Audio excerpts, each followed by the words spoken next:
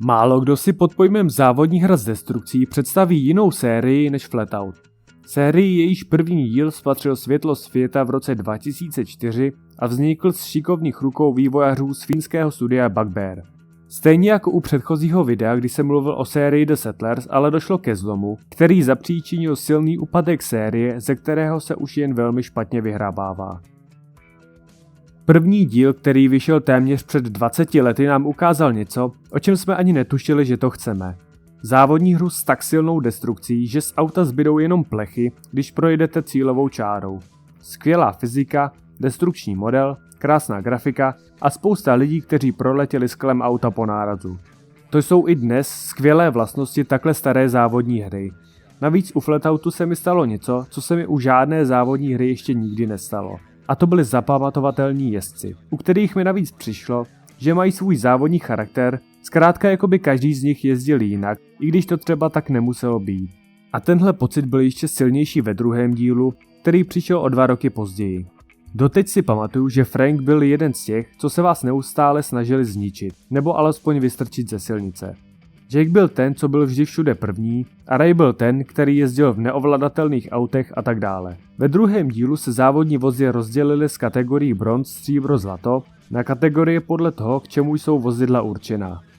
Poháry se navíc nejezdily už po jednom závodu, ale jelo se několik závodů v jednom poháru.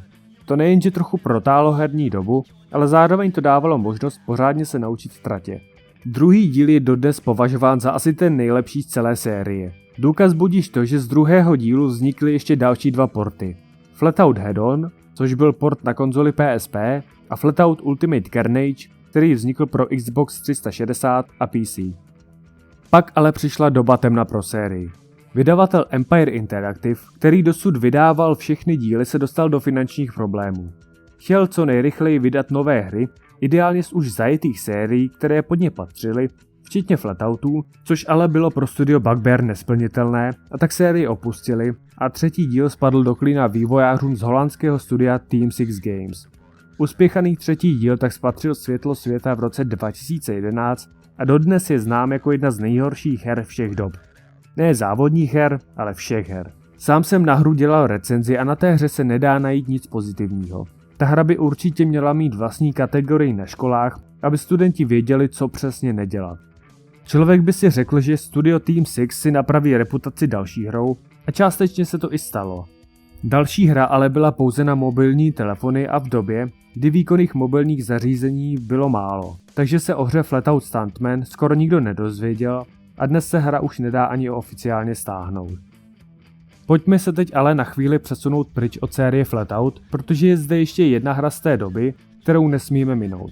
A tou není nic jiného než Next Car Game, dělané studiem Bugbear, původním vývojářem Flatoutu. Mohlo by se zdát, že to byl vlastně úspěch. Faktem je ale to, že Wreckfest měl také velmi obtížnou cestu k vrcholu. Bugbear si v roce 2012 připravil Kickstarterovou kampaň, v níž si dal za cíl vybrat $350,000. Z dnešního pohledu se ta částka vlastně může zdát velmi malá.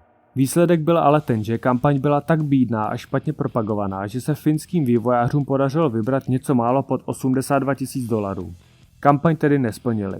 Naštěstí to vývojáři nevzdali a na Vánoce 2013 vydali Early Access verzi hry, která byla tak populární, že vybrala více peněz, než byl původní cíl z kampaně $350,000. Od té doby se hře dařilo poměrně slušně. V roce 2014 došlo k oficiálnímu přejmenování z Next Car Game na Wreckfest a hra trochu začala trpět něčím, co bych já nazval Early Accessóza. Vývojáři tak trochu zpomalili vývoj, protože už teď se jim hrnuli peníze z nedokončené hry. Hra tak vyšla jako kompletní až v roce 2018 a vydavatel THQ Nordic oznámil, že konzolové verze přijdou o rok později. Dnes už se dá hra pořídit na PC, všech Xboxech, PlayStationech, na Nintendo Switch, Androidech i na iOS. Wreckfest je dodnes jednou z nejlepších závodních her s destrukcí vůbec. Dá se tedy říct, že je vlastně dobře, že vývojáři byli nuceni opustit sérii Flatout.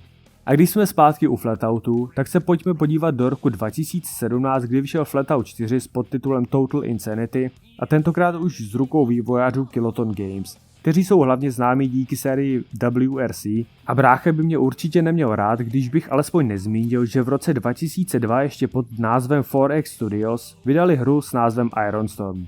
Díky zkušenostem se sérií VRC se čekalo, že čtvrtý díl už dopadne lépe než ten třetí. A skutečně dopadl. Nicméně je potřeba říct, že třetí díl nastavil laťku tak nízko, že ji překonat opravdu nebylo těžké.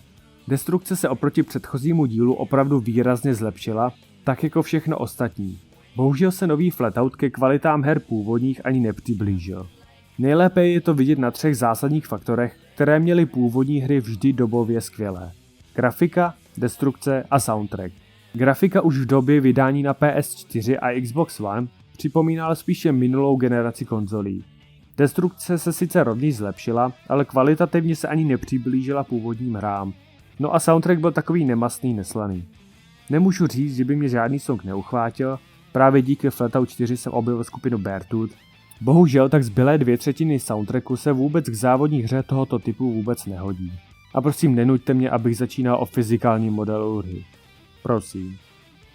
I tak ale minimálně hru můžu doporučit, alespoň jako takový nostalgický výlet. A i dnes v roce 2023 je takovýchto her hodně málo a měli bychom si vážit každé, která se povede. Alespoň jako takovou tečku na závěr mohu doporučit k vyzkoušení hru Trail Out, která i přímo názvem evokuje to, že se snaží přiblížit k Flatoutům. Děkuji vám všem za zhlédnutí videa a pokud jste ho dokoukali až sem, tak se vám pravděpodobně líbilo. Takže hoďte like a odběr se zvonečkem a já se na vás budu těšit zase u dalšího videa.